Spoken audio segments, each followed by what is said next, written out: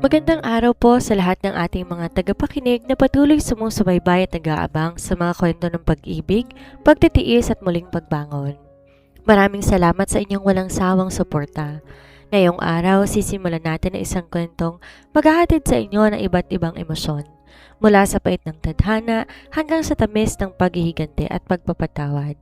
Narito ang simula ng kwento na magpapatibok sa inyong mga puso. Sinasabing ang kasal ang pinakamagandang yugto sa buhay ng isang babae. Ito ang araw kung kailan lahat ng pangarap ay nagsasama-sama sa ilalim ng puting belo, sa gitna ng mababangong bulaklak at sa harap ng dambana kung saan nangangako ang dalawang taong magkakasama sa hirap at ginhawa. Ngunit para sa ilang nilalang ang kasal ay hindi isang panimula ng walang hanggang kaligayahan. Ito ay isang kontrata, isang gintong hawla na pinalisensyahan ng tradisyon, yaman at kapangyarihan. Kapag ang dalawang magkaibang mundo, pilit na pag-isahin dahil sa isang lumang pangako na iniwan ng nakaraan. Ang bawat hakbang patungo sa altar ay tila paglakad patungo sa isang digmaan na walang sinumang mananalo. Ito ang kwento ng isang pusong pinilit pasukin, isang pag-ibig na pinagkait at isang lihim na magpapabago sa takbo ng tadhana. Ang tunog ng mamahaling mga kristal ng nagkakabangga, ang marangyang tugtog ng biolin at ng mahinang tawanan ng mga alta sa syudad ang siyang pumuno sa grandiosong ballroom ng isang sikat na hotel. Narito ang lahat na naglalaki ang pangalan sa mundo ng negosyo upang saksihan ang pag-iisang dibdib ng tagapagmana ng pinakamalaking imperyo sa bansa. Si Aurora, nakatayo sa gitna ng bulwagan, halos mapapikit sa bigat ng mamahaling sutla na bumabalot sa kanyang katawan. Ang kanyang mga kamay na may hawak na bouquet ng mga puting rosas malamig pa sa yelo. Hindi niya magawang umiti ng totoo. Sa edad na 22, pinitawan niya lahat ng kanyang mga personal na pangarap para lamang sa iisang dahilan. Ang huling hiling ng kanyang pumanaw na lolo. Ang kanyang ama, dating tapat na kasosyo ng pamilyang may-ari ng imperyong ito. Ngunit nang bumagsak ang kanilang sariling negosyo, ang tanging natirang pinangahawakan nila ay ang lumang kasunduan. Ang pagpapakasal niya sa natatanging tagapagmana ng mga ito. Sa kanyang tabi, nakatayo ang lalaking opisyal ng kanyang asawa, si Damian. May taas na 6 na talampakan, may mga matang kasing talas ng agila at may aura na tila yelo sa lamig. Ang kanyang itim na tuxedo walang kahit isang lukot, sumisimbolo sa perpektong imahe na lagi nitong pinapakita sa mundo. Si Damian ang seryoso at walang emosyong pinuno na nagpapatakbo sa buong kumpanya. Hindi ito tumitingin sa kanya. Buong gabi ang mga mata nito nakatutok lang sa mga negosyanteng bumabati sa kanila. Alam ni Aurora galit ito. Alam niya para kay Damian isa lang siyang pabigat na sinaksak sa buhay nito dahil sa utang na loob sa nakaraan. Nang magsimula ang sayawan, marahan siyang hinila ni Damian patungo sa gitna ng dance floor. Ang hawak nito sa kanyang bewang ay formal, walang kaunting init at may sapat na distansya na nagpapahiwatig ng malaking pader sa pagitan nilang dalawa. Huwag kang umasa na magiging totoong asawa mo ko pagkatapos ng gabing ito, Aurora. Bulong ni Damian. Ang boses ay mababa, ngunit sapat upang magpadala ng kilabot sa kanyang gulugod. Di man lang to tumitingin sa kanyang mga mata habang sumasayaw sila sa saliw ng marahang musika. Ginawa ko lang to para sa aking lolo. Huwag kang hihingi ng higit pa sa apelidong binigay ko sa'yo. Narunok ni Aurora ang sariling daway, pilit pinatatag ang kanyang boses. Alam ko ang posisyon ko, Damian. Hindi ko rin ginusto to pero may pangako kong tinutupad. Isang sarkastikong ngisi ang gumuhit sa labi ng lalaki bago to tuluyang tumahimik. Ang bawat segundo ng kanilang pagsasayaw tila isang parusa. Ramdam ni Aurora ang mga mata ng tao sa paligid. Ang iba ay may inggit, ngunit ang karamihan may kasamang panghusga at bulong-bulungan tungkol sa kanya. Sa isang babaeng nagmula sa bumagsak na pamilya na biglang nakapasok sa pinakamayamang angkan. Nang matapos ang musika, kaagad siyang binitawan ni Damian nang walang pasabi. Naglakad tungo sa grupo ng mga bilyonaryo na nag-uusap sa gilid. Naiwan si Aurorang mag-isa sa gitna ng bulwagan. Pilit tinataas ang kanyang noo upang hindi magmukhang kaawa-awa. Nagpasya siyang maglakad patungo sa buffet area upang kumuha ng maiinom o maasang makahinga ng malalim kahit sandali. Ngunit bago pa niya marating ang mesa, isang pamilyar at marangyang figura ang humarang sa kanyang daan. Si Veronica, ang ina ni Damian. Ang ginang nakasuot na isang napakagandang kulay gintong gown. Ang leeg na papalamutian ng mga mamahaling diamanteng kumikinang at sa ilalim ng mga ilaw. Ang mukha nito ay may perpektong makeup, ngunit ang mga mata nito na nakatutok kay Aurora ay puno ng puot at labis na paghamak. Sa tabi nito nakatayo si Celeste, ang eleganteng babae na kilalang nagmula sa isa pang makapangyarihang pamilya, na matagal nang inaasahan ng lahat na siyang dapat naging asawa ni Damian. Si Celeste may hawak na baso ng mamahaling red wine habang may mapang-aping ngiti sa mga labi nito. Tingnan mo nga naman ang naging reyna ng isang gabi. Malamig na panimula ni Veronica, ang boses ay sapat na mahina upang hindi marinig ang buong bulwagan, ngunit sapat na matalim para mabasag ang natitirang lakas ng loob ni Aurora. Magandang gabi po, Mama. Magalang na bati ni Aurora, pilit nagpapakumbaba. Isang matunog na singhal ang sinagot ni Veronica. Hakbang-hakbang nitong nilapitan si Aurora hanggang magkatapat ng kanilang mga mukha. Wag mo kong matawag-tawag na Mama Aurora. Hindi kita matatanggap bilang manugang. Isang babaeng galing sa pamilyang walang-wala. Isang pamilyang na malimos ng kasunduan para lang maisalba ang sarili. Basura ka lang sa paningin ko at hindi magbabago yan kahit ano pang suot mong gown ngayon. Naramdaman ni Aurora ang panunuyo ng kanyang lalamunan. Nasaktan siya, ngunit pinilit niyang huwag magpakita ng kahinaan sa harap ng dalawang babaeng to. Pinakasal ako kay Damian dahil sa kasunduan ng mga lolo natin. Respeto na lang po sa kanila. Huwag mo kong pangaralan. Biglang pagtaas ng boses ni Veronica na umagaw sa pansin ng ilang mga bisita sa malapit. Sa isang mabilis at di inaasahang pagkilos, hinablot ni Veronica ang baso ng red wine na hawak na Celeste. Bago pa man makakilos o makaiwas si Aurora, tinaas ng ginang kanyang kamay at buong kaparwisyong sinaboy ang pulang likido sa harap ng maputing wedding dress ni Aurora. Ang malamig na alak gumuhit sa kanyang dibdib. Mabilis na kumalat at naging parang sariwang dugo na sumira sa perpektong puting tela ng kanyang pangkasal. Ang buong paligid biglang tumahimik. Ang mga bulong-bulungan ay napalitan ng mga singhap ng pagkagulat mula sa mga mayayamang bisita na ngayon nakatutok na sa kanila. Ang sumunod na umaga ay hindi nagdala ng bagong pag-asa kundi ang pagsisimula ng isang buhay na mas masahol pa sa bilangguan. Ang marangyang mansyon ng pamilya ni Damian nakatayo sa tuktok na isang eksklusibong subdivision, napapaligiran ng matatayog na pader at mga bantay, ngunit para kay Aurora, ang bawat sulok nito puno ng panganib. Maaga pa lamang gising na si Aurora.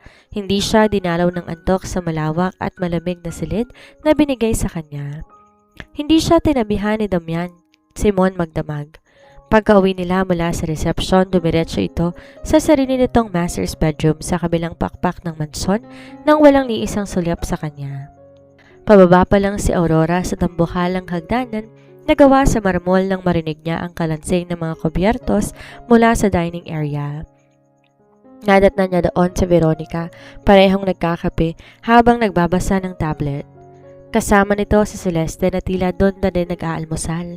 Nandyan na palang dakilang asawa, mariing saad ni Veronica nang mapansin ang kanyang pagdating. Binaba ng ginang ang tasa, tiningnan si Aurora mula ulo hanggang paa. Dahil nakapasok ka na sa pamamahay na to, huwag mong isiping tatanga-tanga ka lang dito buong araw. Walang puwang ang pabigat sa pamilyang to. Ano po ang gusto niyong gawin ko? Mahinahong tanong ni Aurora, pilit pinapanatili ang kapayapaan. Sumandig si Celeste sa kanyang upuan. May mapang-asaran ng ngiti. Tita, baka naman hindi sanay sa gawaing bahay yan. Baka mapatid ang mga pino niyang daliri. Kung hindi siya sanay, matuto siya, tugon ni Veronica na may kasamang matatalim na tingin. Tinawag ng ginang ang mayordoma. Manang, simula ngayon, ibigay sa babaeng yan lahat ng mabibigat na trabaho dito. Linisin ang buong silid-aklatan, punasan ng mga mamahaling chandelier at siguraduhing makintab ang bawat sahig bago sumapit ang gabi at huwag na huwag ninyong tutulungan. Pero, Tita Veronica, May mga kasambahay naman po kayo para dyan. Subok na katwira ni Aurora, hindi dahil sa katamaran, kundi dahil alam niyang hindi sadyang panggigipit lamang ito. At sumasagot ka na. Tumayo si Veronica, ang muka nagangalit sa galit. Dito sa bahay ko ang utos kong batas. Kung ayaw mong mapalayas ng maaga gawin mong sinasabi ko. Walang nagawa si Aurora kundi tumango at tanggapin ang bota, timba at basahan. Buong araw niya nilinis ang dambuhalang mansyon. Ang mga kamay na hindi naman sanay sa marahas na pagkuskus nagsimulang mamula at mamaga. Ilang beses siyang muntik mahulog habang pinupunasan na naglalakihang bintana, habang ibang mga katulong nakatingin lang sa kanya ng may awa ngunit walang magawa dahil sa takot kay Veronica. Kinagabihan, nagkaroon na isang maliit na pagtitipon sa mansyon para sa mga piling kasosyo sa negosyo.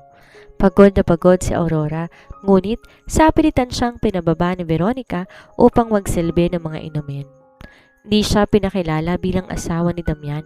Sa halip, hinayaan ng ginang isipin ng mga bisita na isa lamang siyang bagong katulong. Habang naglalakad si Aurora, bit-bit ang tray ng mga baso ng champagne, nakita niya si Damian na kapapasok lamang mula sa kumpanya. Sandaling nagtagpo ang kanilang mga mata. Nakita ni Damian ang mga pasa at pamumula sa mga kamay ng asawa, gayon din ang pawis na namumuo sa noon nito habang nakasuot ng simpleng damit. Subalit umiwas ng tingin ng lalaki at nagpatuloy sa pakikipag-usap sa mga investor. Walang pakialam, walang balak mamagitan. Nang matapos ang pagtitipon at pabalik na si Aurora sa kusina upang mag-ayos ng mga ligpitin, napatigil siya nang marinig ang pamilyar na boses mula sa bahagi ng garden. Nakatayo ron si Veronica at si Celeste, may hawak na mga baso ng alak at tila seryosong nag-uusap sa ilalim ng liwanag ng buwan. Tita, hanggang kailan natin titiisin ang babaeng yan dito? Tanong na Celeste, halatang naiinip na. Naiirita ako tuwing nakikita kong mukha niya. Isang malamig at mapanganib na tawa ang pinakawala ni Veronica. Ininom nitong natitirang alak bago sumagot ng mayroong tiwala sa kanyang sarili. Huwag kang mainip, Celeste. Unti-unti ko siyang sisirain hanggang siya na mismo ang kusang sumungko at lumayas. Tandaan mo to, palalayasin ko siya bago matapos ang taon. Ang mga sumunod na linggo, naging parang isang walang katapusang bangungot para kay Aurora. Bawat sulok ng mansyon, tila may matang nagmamatsyag, nag-aabang sa bawat pagkakamali niya upang gawing sandata laban sa kanya.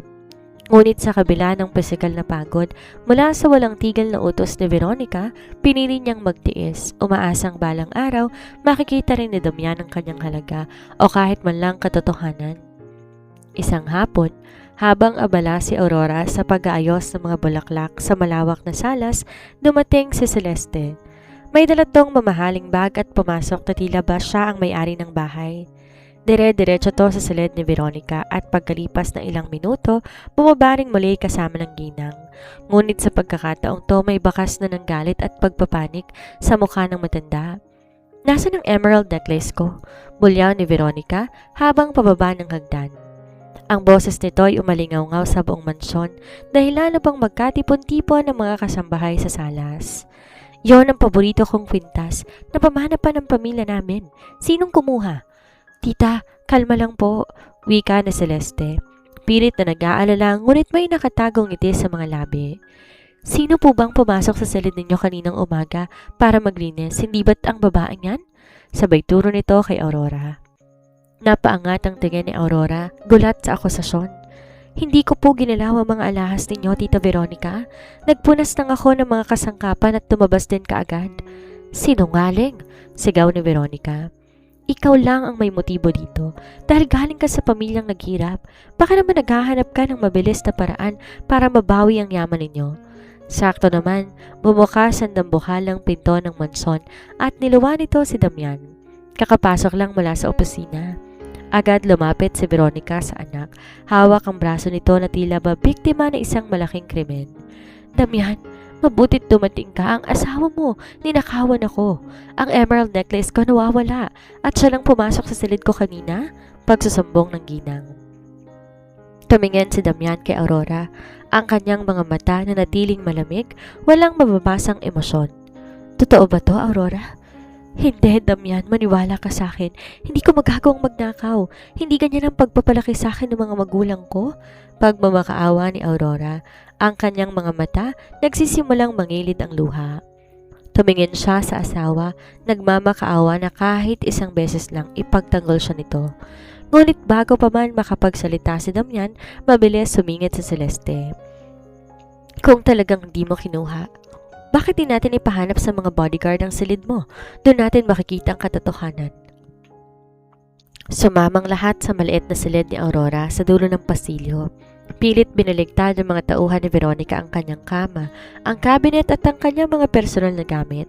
At sa hindi inaasahang pagkakataon, mula sa ilalim ng kanyang unan nalaglag ang isang kumikinang na kwintas na may malaking berdeng bato. Ayan, sinasabi ko na nga ba? Deklara ni Celeste nang may tagumpay sa boses.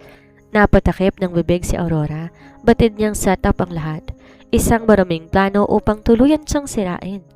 Tumingin siya kay Damian na ngayon nakatitig sa kwintas, bago binaling ang tingin sa kanya na may kasamang matinding pagkadismaya. Damian, hindi ako. Sapat na, Aurora. Pagpuputol ng lalaki, ang boses ay mababa ngunit puno ng puot. Di ko akalaing magagawa mo to. Huwag mo nang subukan magpaliwanag. Hindi man lang hinintay ni Damian ang susunod na sasabihin ng asawa. Tumalikod na to at naglakad papalayo. Iniwan si Aurora sa gitna ng mapangaping tawa ni na Veronica at Celeste. Nang sumapit ang gabi nang tumahimik ng buong mansyon, doon lamang nagkaroon ng pagkakataon si Aurora na umiyak.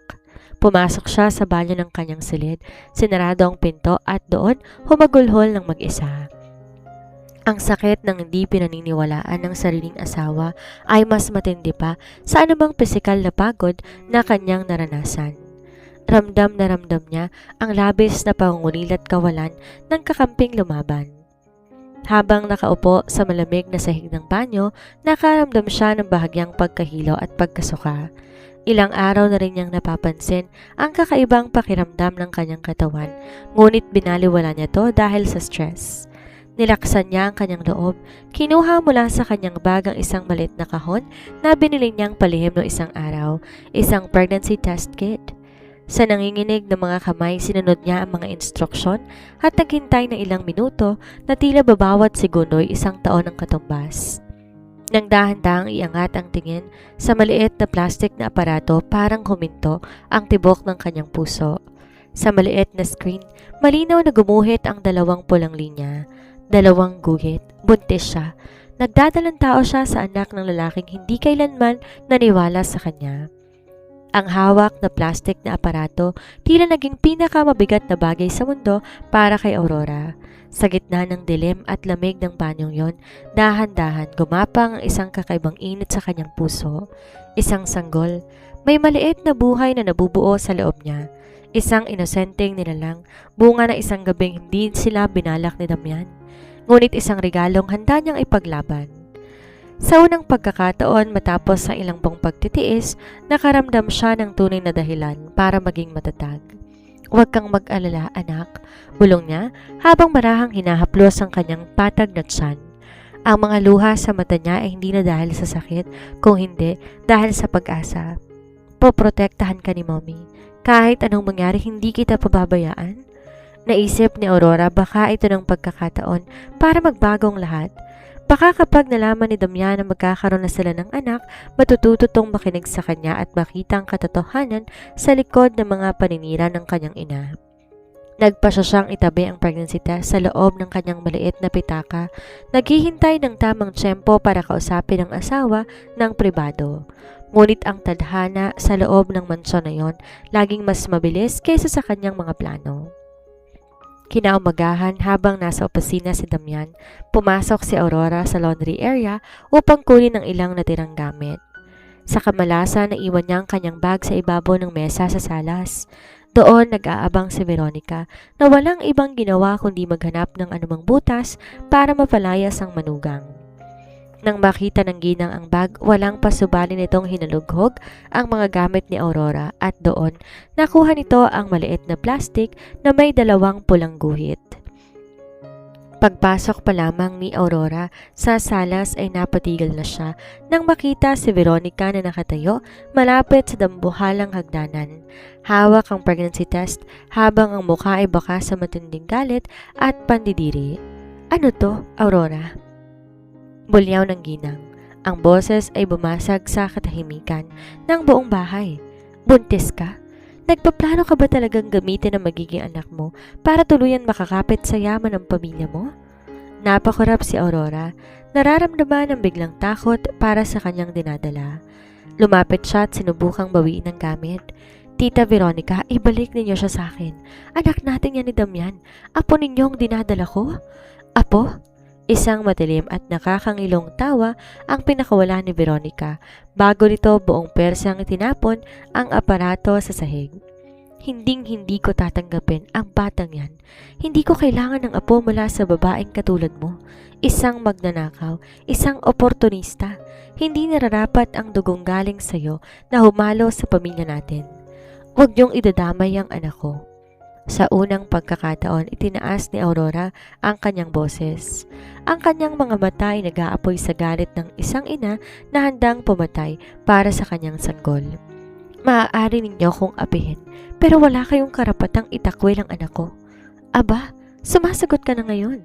Galit na hinabol ni Veronica ang braso ni Aurora.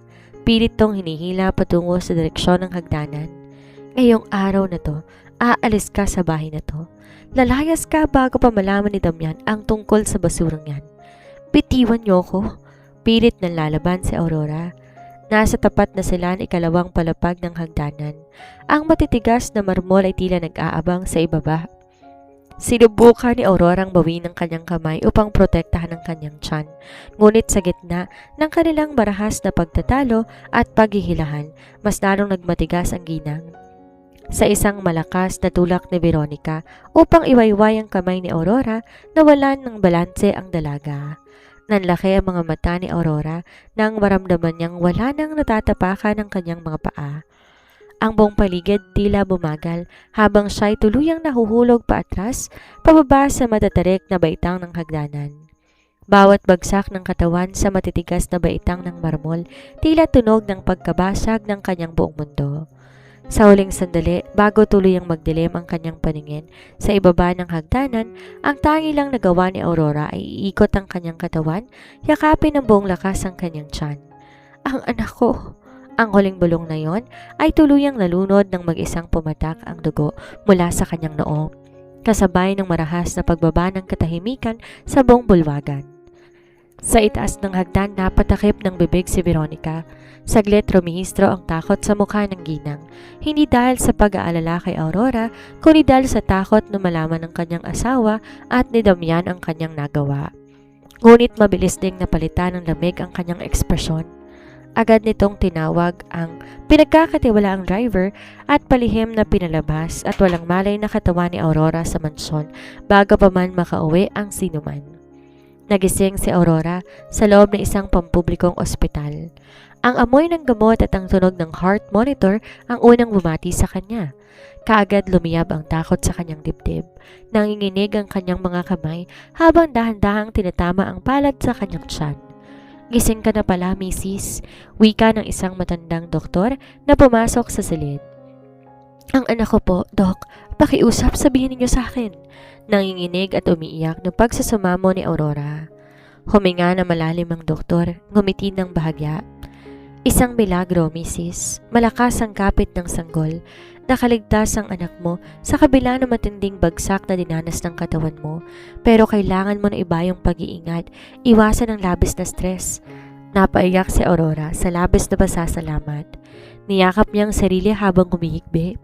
Ngunit sabay ng pagdaloy ng kanyang mga luha ay ang tuluyang pagkakaputol ng huling hibla ng pag-asa at tiwala na meron siya para sa pamilyang iyon.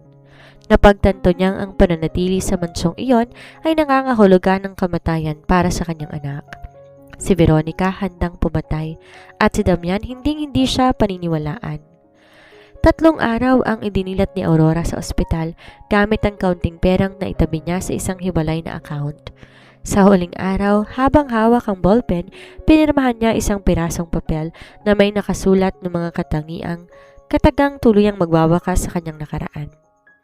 Kinagabihan, bumalik ang katahimikan sa mansyon nang pumasok mula sa isang mahabang business trip sa ibang bansa, si Damian. Pagod na pagod ang CEO, ngunit may kakaibang bigat sa kanyang dibdib na hindi niya may paliwanag. Nitong mga nakarang araw, madalas niyang maalala ang mukha ni Aurora, ang sugatan nitong mga kamay, mga matang puno ng sugat na tumitig sa kanya nung gabing bintangan to ng pagnanakaw. Merong bahagi sa kanyang puso na nagsisimulang magduda sa mga kwento ng kanyang ina. Dire-diretso siyang naglakad patungo sa maliit na silid ni Aurora sa dulo ng pasilyo upang kausapin to. Ngunit nang buksan niyang pinto, sinalubong siya ng isang silid na malinis, malamig at walang kahit anong bakas ng buhay. Ang mga damit ni Aurora wala na sa cabinet. Ang mga simpleng gamit nito tila naglaho na. Ang tanging natira ay isang puting sobre na nakapatong sa ibabaw ng hubad na kama. Mabilis lumapit si Damian, binuksan ang sobre. Ang kanyang mga matay nanlaki nang mabasang nakasulat na dokumento sa loob. Petition for Absolute Divorce and Separation of Properties.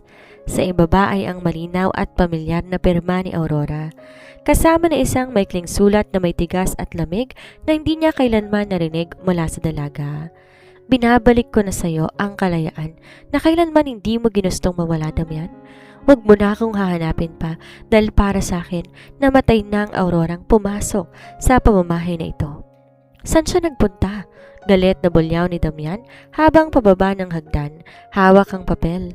Naratnan niya si Veronica na nagkakape sa salas. Damian, anak, mabuting at umalis ang babaeng yan. Magdanakaw na, iresponsable pa. Pabayaan mo na siya. Hindi ninyo ko naiintindihan. Saan siya nagpunta? Ang boses ni Damian ay umalingaw sa buong mansyon. Puno na isang uri ng emosyon na ngayon lamang niya naramdaman. Ang takot na may mawala sa kanya na hindi niya na muli pang mababawi. Ang di alam ng lalaki, sa mga sandaling iyon hindi lang ang kanyang asawa ang lumisan. Kasabay ng pag-alis ni Aurora ay ang pagdadala nito sa natatanging tagapagmana ng imperyo ng pamilya de Leon na ngayon ay tuluyan ng tinago sa dilim. Damian, 5 taon. 5 taon nang nakalilipas mula ng gabi kung kailan ko huling hinawakan ng piraso ng papel na naglalaman ng pirma ni Aurora. Sa loob ng 5 taon na yon, walang gabing di ko tinanong aking sarili saan ako nagkamali. Kung bakit hinayaan kong maging ganon kalamig ang pagtrato ko sa babaeng pinagkatiwala sa akin ng nakaraan. Matapos niyang umalis, unti-unti kong natuklasan ang mga butas sa kwento ng aking ina. Ngunit huli na ang lahat. Naglaho si Aurora na parang bula. Upang lunurin ang sarili sa pangungulit at konsensya, binuhos ko ang buong lakas ko sa De Leon Group. Ngayong araw ang isa sa pinakamalaking bidding para sa pagpapatayo ng isang bagong mega resort at wellness complex sa bansa. Sigurado ng aking kumpanya sa panalo. Walang sino man sa industriya ang may lakas ng loob na banggain ang aking pamilya o hindi bababa sa yon ang aking akala. Sir Damian, pumasok ang aking sekretarya. Ang boses may bahid ng kaba. Lumabas na po ang resulta ng bidding para sa Prime Estate Project. Ihanda na ang press release. Walang lingon kong sagot habang nakatitig sa salamin ng aking malawak na opisina. Sinong pumangalawa sa atin? Hindi po tayong nanalo, sir. Nanginginig na saat nito. Ang kumpanyang bago pa lamang sa bansa, ngunit mabilis sumisikat sa buong Asya, ang Aurora Cosmetics and Wellness International. Sila po ang nakakuha ng pinakamatataas na puntos sa bidding. Natalo po ang De Leon Group. Dahan-dahan akong humarap. Ang aking mga panga nagtagpo sa tindi ng gulat at galit. Natalong aking imperyo sa isang kumpanyang pinatatakbo ng isang estranghero? Ang mas nagpatibok ng mabilis sa aking dibdib ay ang mismong pangalan ng kumpanya, Aurora. Isang pagkakataon lang ba to? O tadhana na mismong naglalaro sa akin? Aurora. Mommy, look at my drawing! Isang masiglang boses ang pumawi sa lahat ng pagod na nararamdaman ko habang nakaupo ako sa loob ng aking bagong opisina sa Maynila. Ang 5 taong gulang kong anak na si Ethan, patakbong lumapit sa akin, dalang isang papel na may guhit ng 3 tao, may hawak na mga lobo.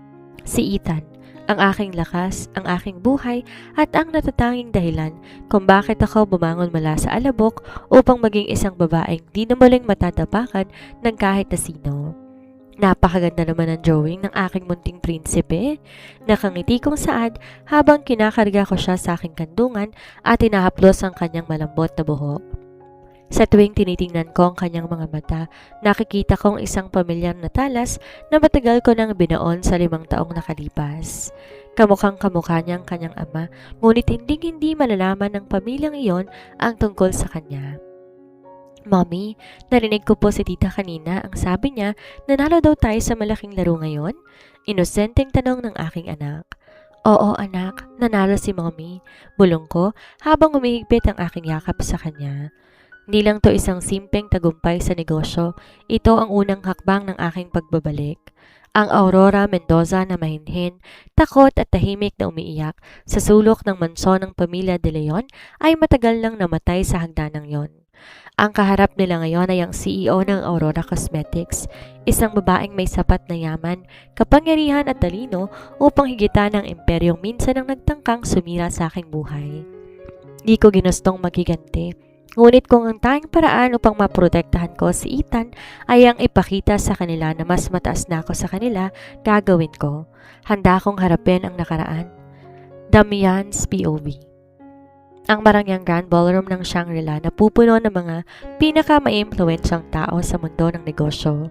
Ito ang taunang National Business Conference, ngunit para sa akin isa lamang tong formalidad. Hanggang sa gabing ito, ang buong bulwagan walang ibang pinag-uusapan kundi ang misteryosong CEO ng Aurora Cosmetics na formal ipapakilala sa publiko matapos nitong agawin sa amin ang Prime Estate Project. Damian, kailangan nating malaman kung sinong nasa likod ng kumpanyang yon. Seryosong bulong ni Ina na nakatayo sa aking tabi habang si Celeste abalang nakikipagngitian sa mga reporter. Isang malaking kahihiyan na natalong De Leon Group na isang baguhang negosyo? Hindi ko pinansin ang sinabi ni Ina. Ang aking mga mata nakatutok sa dambuhalang pintol ng ballroom na unti-unting bumubukas. Natahimik ang buong paligid. Ang mga flash ng kamera sunod-sunod na sumiklab. Naguunahang makuha ang larawan ng babaeng pumasok. Siya ay nakasuot na isang fitted emerald green backless gown na tila ba gawa sa mga pinot mamahaling tela. Ang kanyang buhok ay nakaabdo, nagpapakita ng kanyang mahabang leeg at diamanteng higaw. Ang kanyang bawat hakbang may kasamang otoridad, kumpiyansa at elegansya. Nabitawan kong hawak kong baso ng champagne nang tuluyan kong makita ang kanyang mukha. Aurora, hindi ako po pwedeng magkamali. Ang mga labi, ang hubog ng mukha, ang mga mata, ngunit ang tingin niya ngayon ay hindi na ang maamong tingin ng babaeng iniwan ko 5 taon nang nakalilipas. Ang mga matang yon ay malamig, matatalas at puno ng kapangyarihan. Imposible, narinig kong nanginginig na bulong ni Ina sa aking tabi habang sa Celeste na may napasinghap at napaurong. Dire-diretsyong naglakad si Aurora patungo sa aming direksyon, may hawak na baso ng wine. Nang makatapat niya kami, isang formal at tipid ng ngiti ang ginawad niya. Magandang gabi, Ginang De Leon, Celeste at sa iyo rin, Ginoong Damian De Leon. Ang boses niya ay malambing, ngunit may bahid ng kakaibang lamig. Aurora, ikaw ba talaga yan? Sa wakas ay nabawi ko ang aking boses. Humakbang ako pa itaas. Gustong gusto ko siyang hawakan upang masigurong hindi ito isang panaginip. Ang dating Aurora na kilala niyo ay matagal nang wala. Sagot niya, matapang na sinalubong aking mga mata nang walang kahit isang kurap ng takot. Ako na, ang CEO ng Aurora International ngayon at asahan ninyo, simula pa lang to ng muli nating pagsasama sa industriya. Bago ko pa man siya muling matanong, tumalikod na siya upang harapin ang ibang mga foreign investors na kumakaway sa kanya. Naiwan akong nakatayo roon. Ang puso ko pumapalag sa matinding emosyon, pagsisisi, gulat at isang uri ng paghanga na hindi ko inaasahan. Aurora's POV. Ang makita ang mga mukha nilang tatlo na tila ba nakakita ng multo ang pinakamatamis na simula ng gabing to. Nakita ko ang takot sa mga mata ni Veronica, ang inggit kay Celeste at ang matinding gulat at sakit sa mga mata ni Damian. Ngunit hindi ako nagpunta rito para lang magpalamig ng ulo. Nandito ako para sa negosyo. Matapos ang aking maikling talumpati sa harap ng mga investors, nagpa siya akong maglakad tungo sa may veranda ng hotel upang makahinga ng malalim. Iniwan ko muna si Ethan sa aking sekretarya sa VIP lounge ng hotel upang di siya dagsain ng mga tao. Habang naglalakad ako pabalik sa hallway, nakarinig ako ng mabilis na yabag ng mga paa. Mula sa kabilang dulo ng pasilyo, patakbong lumabas ang aking anak na si Ethan. Hinahabol ang kanyang maliit na laroang sasakyan na gumugulong sa sahig. "Ethan, huwag kang tumakbo!" Tawag ko, ngunit huli na ang lahat.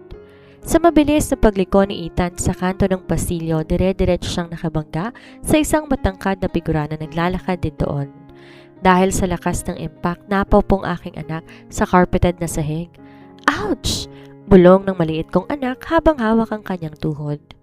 Ang lalaking nakabangga sa kanya walang iba kundi si Damian. Kaagad lumuhod si Damian upang tulungan ng bata. Hinawakan ang balikat nito. "Bata, okay ka lang ba? Nasaktan ka ba?" Napatigil si Damian sa pagsasalita nang iangat ni Ethan ang kanyang mukha upang tumingin dito. Ang dalawang magkaibang mukha. Ang isa ay nasa huling bahagi ng kanyang kabataan at ang isa ay ang munting bersyon nito ay magkatapat ngayon. Ang parehong hugis ng panga, ang parehong matatalas na itim na mata at ang parehong makapal na pilik mata. Napatayo si Damian. Dahan-dahang binitawan ng bata habang ang kanyang mukha ay unti-unting nawawala ng kulay sa matinding gulat. Tumingin siya sa bata, pagkatapos tumingin sa akin na ngayon mabilis na lumalapit. Aurora's POV. Parang huminto ang buong mundo ko na makita kong nakatayo si Damian sa harap ng aking anak. Ang takot na 5 taon kong binaon at pinalitan ng tapang biglang gumising. Tila isang malamig na kamay na sumasakal sa aking leeg. "Ethan!" Mabilis kong tawag, pilit pinatatatag ang aking boses habang nagmamadaling lumapit sa kanila. Agad kong hinila si Ethan patalikod sa akin. Pinalapitan siya sa aking gilid na tila ba isang kalasag upang itago siya sa mata ng lalaking nasa harap namin. "Sabi ko sa'yo, huwag kang aalis sa VIP lounge, hindi ba?" "Mommy, sorry po. Gumulong kasi yung kotse ko." Mahinang bulong ni Ethan. Ang maliliit niyang kamay nakahawak sa laylayan ng aking gown. Naramdaman ko ang matalim at naguguluhang titig ni Damian na nakapako sa amin. Dahan-dahan siyang tumayo mula sa pagkakaluhod. Ang kanyang mga mata pabalik-balik sa mukha ko at sa mukha ng aking anak. Nakita ko ang pagkaalog ng kanyang buong pagkatao. Ang panga niya bahagyang nakaangat. Ang paghinga ay bumigat. "Aurora?" Ang boses ni Damian nanginginig. Isang bagay na hindi ko kailanman narinig sa kanya noon. Sinong batang to? Ilang taon na siya? Humarap ako sa kanya ng tuwid. Tinaas ko ang aking noo, pinalabas lahat ng lamig na kaya kong maipon sa aking katawan upang di niya mapansin ang mabilis sa tibok ng aking puso. "Wala kang pakialam sa buhay ko, Damian. 5 taon nang nakalipas mula nang pirmahan ko ang divorce papers. Ang pamilya ko akin lang. Huwag mo kaming haharangan." 5 taon? Bulong niya. Tila ba nagkakalculate ang kanyang matalinong utak. Mas lalong nanlaki ang kanyang mga mata nang mapagtanto ang timeline ng aking pag-alis. Kamukha ko siya, Aurora. Ang mga mata niya, ang mukha niya. Maraming bata ang magkakamukha sa mundo, Ginoong De Leon. Malamig kong pagputol sa kanya. Hinawakan ko ang kamay ni Ethan at agad tumalikod. "Huwag mo kaming susundan." Mabilis ako naglakad palayo habang karga ko na si Ethan. Hindi lumilingon kahit isang beses. Alam ko, matalino si Damian at alam ko hindi siya titigil. Pagdating ko sa hotel room kung saan kami pansamantalang nanunuluyan, agad kong tinawagan ang aking pinagkakatiwalaang abogado. Alam ko, nagsimula na ang digmaan na matagal ko nang iniiwasan. Makalipas ang 2 araw habang nasa kalagitnaan ako ng isang business meeting sa aking kumpanya, biglang bumukas ang pinto ng aking opisina. Pumasok ang aking sekretaryang may dalang isang formal dokumento mula sa isang kilalang private laboratory. "Ma'am Aurora, may nagpadala po nito para sa inyo. Confidential daw po," sabi ng aking sekretarya bago mabilis na lumabas. Nang buksan ko ang sobre, isang pamilyar na pangalan ang nakasulat sa ibabaw ng papel, Damian De Leon. Palihim siyang kumuha ng hibla ng buhok ni Ethan nung gabi ng komperensya nang di ko napapansin. Binuksan ko ang dokumento at dooy sumalubong sa akin ang resulta ng isang DNA paternity test. Sa pinakaitaas ng konklusyon, malinaw na nakasulat, probability of paternity 99.99% positive. Nalaman na niya ang katotohanan. Ang piraso ng papel na hawak ko ay tila naging isang mitsa ng dinamita. 99.99% positive. Napapikit ako ng mariin habang hinahawakan ng aking noo. Alam ko ang kakayahan ni Damian. Kapag may gusto siyang malaman, gagawa siya ng paraan. Kahit pa mga hulugan niyo ng palihim na pagkuha ng DNA ng aking anak. Ngunit hindi pa man tuluyang napapakalma ng aking isip ang kaba, bumukas ang pinto ng aking opisina nang walang paalam. Inaasahan kong si Damian ang papasok, ngunit nagkamali ako. Isang pamilyar na tunog ng mamahaling takong ang umalingaw-ngaw sa sementadong sahig, si Veronica. Nakasuot na isang modernong terno, may hawak na diamanteng bag at ang kanyang mukha puno ng sarkasmo at pait habang nakatitig sa akin. Sa likod niya ay ang dalawa nitong personal bodyguard. Napakalakas nga naman ang loob mo, Aurora. Panimula ng matanda habang dahan-dahang nauupo sa tapat ng aking desk nang di ko pinapahintulutan. Kaya pala bigla kang sumulpot ng may kasamang bata. Nag-iwan ka pa ng pain para sa anak ko. Binaba ko ang hawak kong dokumento at sumandal sa aking upuan. Walang kahit anong emosyon ang pinakita ko sa kanya. Kung narito kayo para manggulo, Ginang De Leon, maling kumpanyang pinasukan ninyo. Maaari ko ipakaladkad ng mga bodyguard ninyo palabas ng gusaling to. Isang mabait na tawa ang pinakawalan niya. Huwag mo kong ma-attitudean, Aurora. Nalaman ko ng tungkol sa DNA test na pinagawa ni Damian. Totoo nga palang nabuhay ang batang yan. Tumingin siya sa akin ng may malalim na paghamak. Ngunit wag mong isiping papayagan kong makatapak ang batang yan sa pamilya namin. Narito ako para tapusin ang lahat ng to. Binuksan ni Veronica ang kanyang bag, naglabas na isang tseke. Binaba niya to sa ibabaw ng aking mesa at dahan-dahang tinulak patungo sa akin. Nasilip ko ang halaga, 1 bilyong piso. Yan ang halaga ng pananahimik mo. Malamig na saad ng matanda. Kunin mo ang bilyon na yan. Iwan mong bansa kasama ng anak mo at wag mo nang papasukin muli si Damian sa buhay ninyo. Nung mahirap ka pa, baka ito ng pangarap mo. Ngayon, ibinibigay ko na sa'yo. Tinitigan ko ang tseke. Pagkatapos, dahan-dahan kong iningat ang aking tingin sa kanyang mukha. Isang tipid at sarkastikong ngiti ang gumuhit sa aking mga labi. Isang ngiti na hindi niya kailanman nakita sa akin nung nakatira pa ako sa kanyang mansyon. Dahan-dahan kong kinuhang tseke gamit ang dalawa kong daliri. Sa harap ng kanyang mga nanlilisik na mata, dahan-dahan ko tong pinunit sa dalawa. Pagkatapos ay sa 4 hanggang sa maging maliliit na piraso na lang ng papel. Sinaboy ko ang mga pirasong ito sa ibabaw ng kanyang lamesa. At anong palagay ninyo sa akin, Ginang De Leon? Mabibili pa rin ang pera ninyo? Ang boses ko ay kalmado, ngunit may talas na kayang pumutol ng bakal. Nung mahirap lang ako, tinapakan niyo ako. Akala niyo basura ako na pwedeng itapon at itulak na lang basta. Ngayon hindi niyo na ako mabibili. Ang bilyon ninyo ay maliit na halaga lang kumpara sa kinikita ng kumpanya ko sa loob ng 1 buwan. Tumayo ako mula sa aking upuan.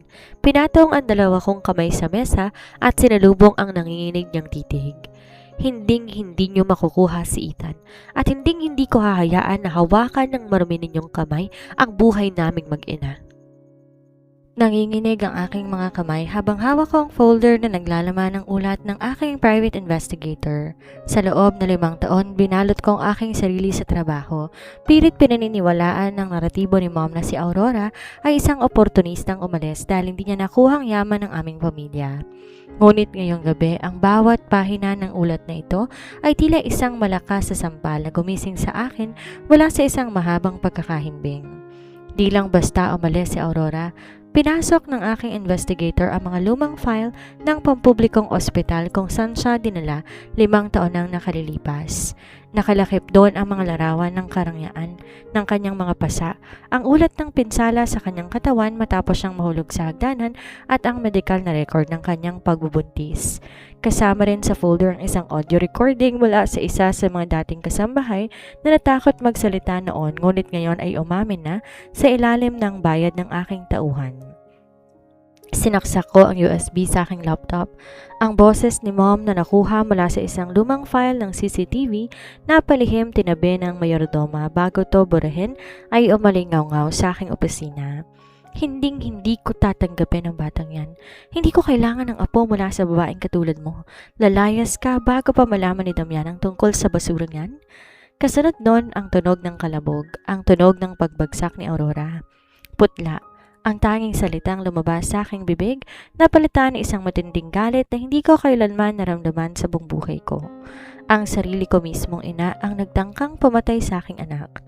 Si Mom ang dahilan kung bakit nagtiis ang hirap at takot ang babaeng pinangako kong protektahan kahit sa papel man lamang. At ako ang pinakagagong lalaki sa mundo dahil nanatili akong bulag at bingi. Agad kong sinara ang laptop, hinablot ang folder at dire-diretsyong lumabas ng opisina. Ang aking pagmamaneho pauwi sa mansyon ay parang isang karera patungo sa impyerno. Bawat segundo puno ng pagsisisi at puot. Nang bumukas ang dabuhalang pinto ng mansyon, naratnan ko si Mom na nakaupo sa salas, eleganteng humihigop ng tsaa habang kausap si Celeste. Mukhang bago lang din silang dumating mula sa kung saan. Nang makita nilang aking galit na mukha, sabay silang natigilan. Damian anak, mabutit nakauwi ka na. Nakangiting bungad ni Mom, ngunit agad ding nabawi ang ngiti nito nang ibagsak ko ang folder sa ibabaw ng glass table sa kanilang harap. Ang dambuhalang kalabog ay nagpatalon kay Celeste sa kanyang upuan. Ano to, Damian? Bakit ganyan ang asal mo? May bahid ng pagkairita sa boses ni Mom. Buksan mo yan, Mom. Ang boses ko ay mababa, ngunit puno ng panganib. Ang aking mga panga ay nagngangalit. Buksan mo at basahin mo lahat ng krimeng ginawa mo 5 taon nang nakalilipas. Dahan-dahan tong binuksan ni Mom, habang pabalik-balik ang kanyang mga mata sa mga medical na record at sa mga transcript ng audio. Nakita ko ang unti-unting pagkawala ng kulay sa kanyang mukha. Ang kanyang mga labi ay nanginig at ang hawak niyang tasa ng tsaa dahan-dahang nailapag sa mesa ng may panginig. Damian, may nag-imbento lang nito. Sinisirahan ako ng babaeng yan para makuhang simpatya mo. Sapat na. Ang aking sigaw ay umalingaw-ngaw sa buong mansyon, dahilan upang magsilabasan ng mga kasambahay at bodyguard sa takot. Ito ang unang pagkakataon na tinaas kong aking boses kay Mom sa buong buhay ko. Narinig ko ang audio, Mom. Nakita ko ang mga record ng ospital. Tinulak mo si Aurora sa hagdanan hanggang buntis siya sa anak ko. Pinagbintangan mo siyang magnanakaw sa tulong ng babaeng yan. Tinuro ko si Celeste na ngayon ay nanginginig na rin sa takot at pilit na nagtatago sa likod ni Mom. Damian, makinig ka sa akin. Sumubok si Celesteng mamagitan. Ang boses ay umiiyak. Ginawa lang naman namin yon dahil hindi siya karapat-dapat sa pamilya ninyo. Manahimik ka, Celeste. Bulyaw ko sa kanya. Ang aking matatalas na mata nakatutok na ngayon sa kanya. Wag na wag mo nang tatapak ang maruming paa sa pamamahay na to o sa kahit anong ari-arian ng mga dalayon. Kung ayaw mong ipakaladkad kita sa kulungan ngayon din, lumayas ka. Sa matinding takot, mabilis na hinablot ni Celeste ang kanyang bag at patakbong lumabas ng mansyon. Iniwan si Mom mag-isa sa gitna ng aking nagngangalit na galit. Humarap akong muli kay Mom. Ang aking mga mata nangingilid ang luha ng puot at labis na pagkabigo. Pinagkatiwala sa amin ni Lolo ang imperyong to at pinagkatiwala niya sa akin si Aurora, pero dahil sa pagmamataas mo, dahil sa kasamaan mo, nawalan ako ng asawa, nawalan ako ng anak sa loob ng 5 taon. Hinayaan mo kong mabuhay sa kasinungalingan habang ang pamilya ko nagtitiis sa labas. Damian, ako ang mom mo. Tumayo si Veronica, pilit binabalik ang kanyang otoridad kahit nahalata ang takot sa kanyang mga mata. Gusto ko lang ng pinakamabuti para sa'yo. Ang babaeng yan ay walang silbi sa dugong de Leon. Ang dugong de Leon na pinagmamalaki mo ay walang kwenta kung galing sa isang mamamatay tao. Malamig kong saad. Ang boses ko ay tuluyan ng naging yelo. Lumapit ako sa kanya, tinitigan siya mata sa mata. Sa unang pagkakataon at sa huling pagkakataon, lalabanan kita, Mom. Hindi ko hayaang kontrolin mo ang buhay ko. Nilabas ko ang aking telepono at tinawagan ang head ng aking security at ang aking personal na abogado. Ihanda ninyo ang mga papeles para sa paglilipat ng pamamahala sa lahat na natitirang shares ni Veronica de Leon sa kumpanya at magpadala kayo ng tauhan sa mansyon ngayon din. Binaba ko ang telepono at tumingin kay Mom na ngayon tuluyan ng napaluha sa gulat at kawalan ng paniniwala. Anong gagawin mo, Damian? Papalayasin mo ko sa sarili kong bahay? Nanginginig nitong tanong. Hindi sa iyong bahay na to, Mom. Kay Lolo to at ngayon sa akin na. Walang emosyon kong sagot. Meron kang 2 oras para mag-empake sa lahat ng gamit mo. Lumipat ka sa lumang rest house natin sa probinsya. Doon mo pag-isipan lahat ng kasalanan ginawa mo. Simula ngayong gabi, pinuputol ko na lahat ng koneksyon mo sa De Leon Group. At hindi ka na makakatapak muli sa buhay ng anak ko. Damian, ako ang nagpalaki sa'yo. Huwag mo akong itaboy dahil lang sa babaeng yan. Pagmamakaawa ni Mom, hinawakan niyang aking braso. Ang kanyang marangyang reyna na imahe tuluyan ng nadurog sa aking harap. Ngunit marahan ko itong tinanggal. Tinalikuran ko siya habang pumapasok ang mga bodyguard upang gabayan siya palabas. Sa unang pagkakataon naramdaman ko gumaan ang mansong ito, ngunit alam ko ang pinakamahirap na bahagi ng aking laban ay nagsisimula pa lamang. Ang paghingi ng kapatawaran sa babaeng tuluyan kong sinira ang buhay. Araw-araw, bago sumikat ang araw, ang tanging imaheng tumatakbo sa isip ko ay ang mukha ni Aurora. Ang bersyon niyang punong-puno ng sugat na iniwan ko noon at ang bersyon niya ngayon na tila isang reyna na di na kayang abutin ng aking mga kamay. Matapos kong palayasin si Mom sa mansyon, naramdaman ko ang kakaibang katahimikan sa bahay. Walang saysayang dambuhalang ari-ariang ito kung ang mga taong dapat kasama ko rito ay nagtitiis sa labas dahil sa aking kapabayaan. Alam kong hindi sapat ang salitang patawad, ang 5 taon ng pang-aapi, ang pagtatangkang pumatay sa aming anak at ang aking kawalan ng tiwala ay di mabubura ng isang simpleng pagluhod. Kaya naman nagpa siya akong patunayan ng aking sarili sa gawa, hindi sa salita. Araw-araw nagpapadala ako ng mga paborito niyang bulaklak sa kanyang opisina. Mga sariwang puting rosas na may kasamang maliliit na sulat na ako mismong sumusulat. Di ko ginagamit ang aking pangalan bilang CEO ng De Leon Group. Pumipila ako palihim sa mga paboritong kainan ni Ethan para lang ipagbalot siya ng almusal at personal ni ihatid sa front desk ng kanyang kumpanya. Ginawa kong aking sariling anino na handang magsilbi sa kanila. Umaasa na kahit bahagya lumambot ang pader na tinayo niya sa pagitan naming dalawa. Isang hapon, nag-abang ako sa parking lot ng gusali ni Aurora. Nang makita ko siyang lumabas kasama si Ethan, mabilis akong humakbang patungo sa kanila. Hawak ang isang maliit na lorang eroplano na alam kong matagal nang gustong makuha ni Ethan base sa aking investigasyon. Aurora, sandali lang, pakiusap. Tawag ko, ang boses ko'y walang natitirang bakas ng pagiging seryosong CEO. Humarap ako sa kanya na may buong pagpapakumbaba. Napatigil si Aurora. Protektado pa rin ang kanyang tindig at ang kanyang mga mata na natiling malamig habang nakatutok sa akin. Damian, ilang beses ko bang sasabihin sa iyo na huwag mo na kaming susundan? Ang mga bulaklak, ang mga pagkain, sa tingin mo ba mababago noon ang nakaraan? Alam kong hindi, Aurora. Pilit kong nilabanan ng panginginig ng aking boses. Tinitigan ko siya ng mata sa mata. Hinahayaan siyang makita ang lahat ng sakit at pagsisisi sa aking puso. Hindi ko hinihiling na patawarin mo ko ngayon din. Alam kong ginawa ni Mom at alam kong naging bulag ako. Pinalayas ko na siya sa mansyon. Pinuputol ko na lahat ng koneksyon ko sa kanya. Gusto ko lang patunayan sa iyo na handa akong magbago. Handa akong maging ama kay Ethan at maging asawa sa iyo kung papayagan mo ko. Isang mapait na ngiti ang gumuhit sa magaganda niyang labi. Umabante siya na isang hakbang at ang bawat salitang binitawan niya ay tila patalim na sumaksak sa aking dibdib. Hindi sapat ang pagsisisi, Damian. Malamig niyang saad. Madaling sabihin ang magbago, madaling magpalayas ng tao dahil tapos ng lahat, pero nasan ka nung gabi kung kailan gumugulong ako sa hagdanan? Nasan ka nung gabing umiiyak ako sa ospital, iniisip kong mabubuhay pa ang anak ko habang ikaw natutulog ng mahimbing sa mansyon mo? Ang sugat na iniwan nyo hindi kayang gamutin ng mga bulaklak o ng mga mamahaling laruan. Nalunok ko ang sarili kong laway, di makapagsalita dahil alam ko bawat salita niya ay katotohanan. Habang nagtatalo ang aming mga mata, dahan-dahang bumitaw si Ethan sa kamay ni Aurora. Lumapit ang munting batang lalaki sa akin, tinitingnan ang hawak kong laruan at pagkatapos tumingin sa aking mukha. Ang kanyang maliliit na daliri ay humawak sa aking pantalon.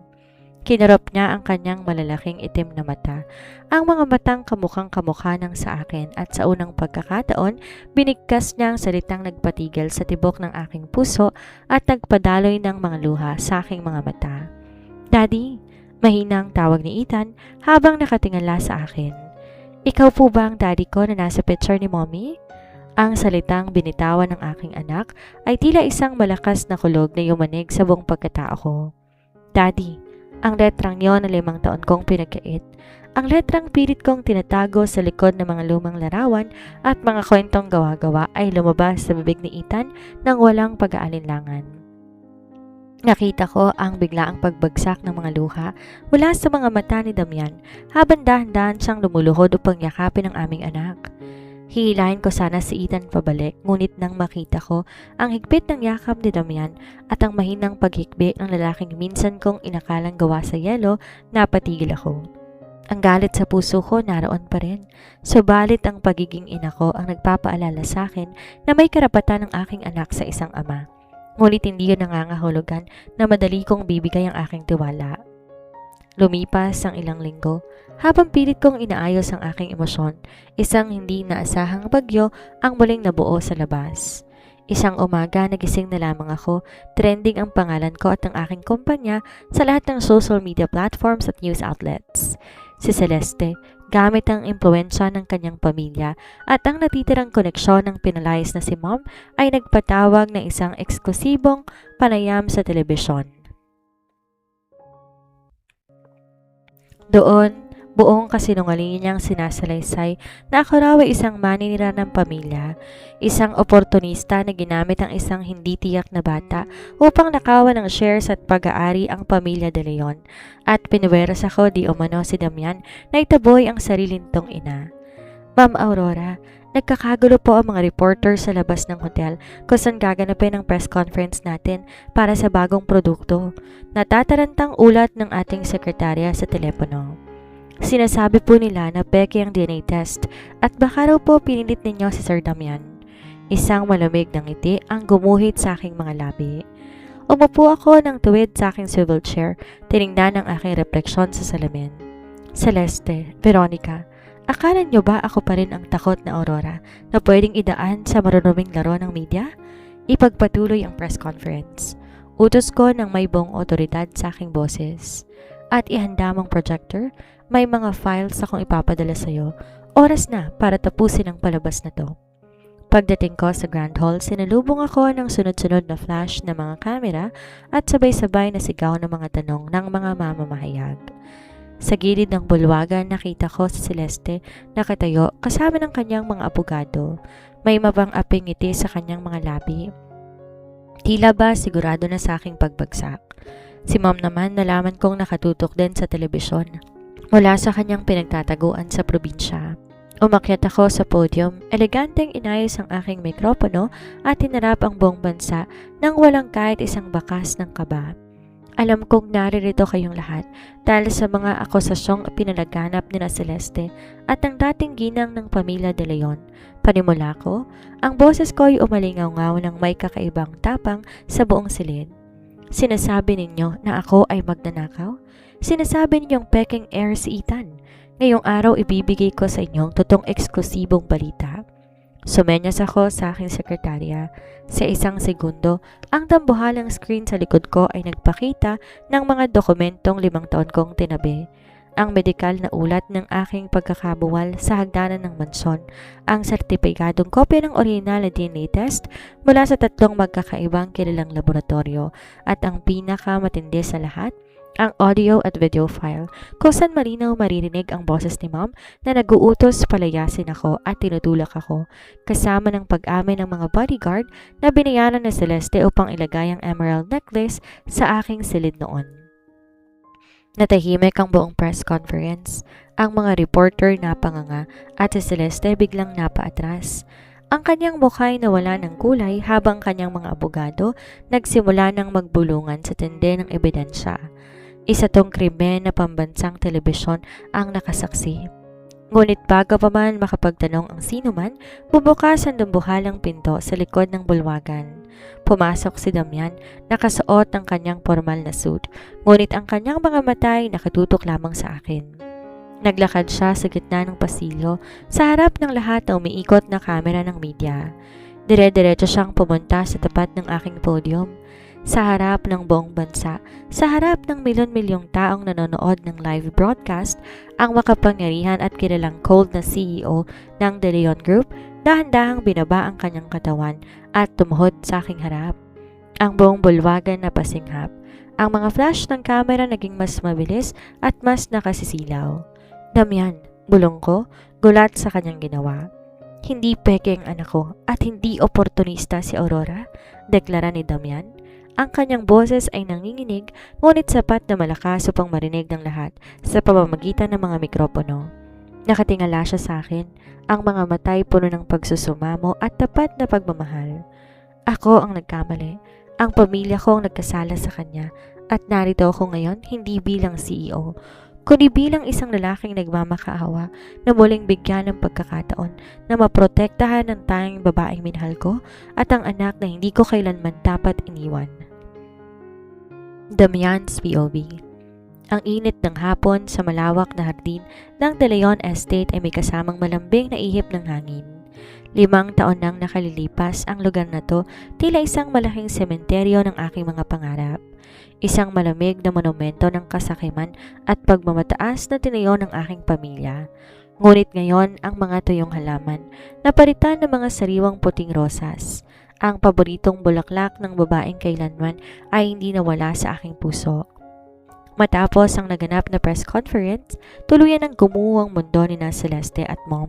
Sa harap ng mga hindi matututulang ebidensya ng pagtatangkang pumatay at paninira, hinarap ni Celeste ang mababigat na demanda na personal kong tiniyak na hindi niya matatakasan. Si Mom naman, tuluyang iniwan lahat ng kanyang mararangyang kaibigan.